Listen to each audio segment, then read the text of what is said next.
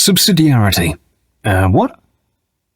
The big word above means don't ask an emperor to do what the man next door can handle, and don't establish a world government to get the potholes outside your front door fixed. The principle is to keep government and all effective decision-making as close to the grassroots as it is possible to handle it. Mongrel dogs love this big word, and they don't have to be able to pronounce it to like it either.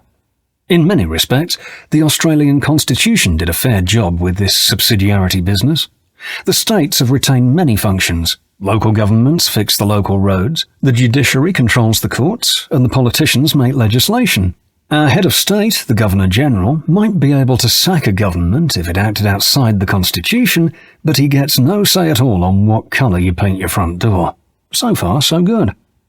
The level closest to the grassroots is the people themselves. They are the grassroots.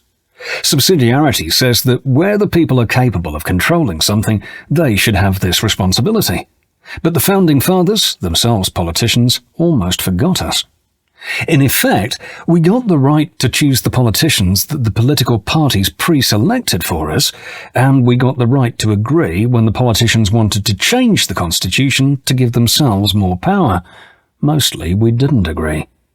One thing is absent here. No matter what we the people want, or how badly we want it, or how important it is to us, of ourselves we can do nothing.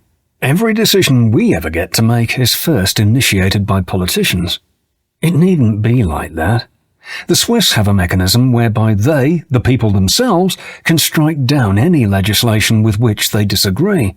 It is called the voter's veto, and they use it whenever they want. This is not often, as the politicians there know not to try anything too stupid, lest it be thrown out by the people.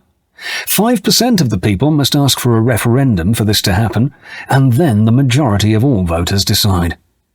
When this is explained to people here, most would like it to be part of the Australian system.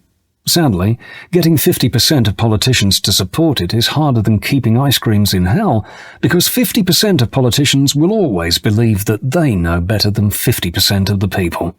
Well, a mongrel dog has turned up, and he says it's easier than we think. We only need 10% of the people to put the fear of hell into our politicians, and we are starting to believe him. All you need to do is put all sitting members last.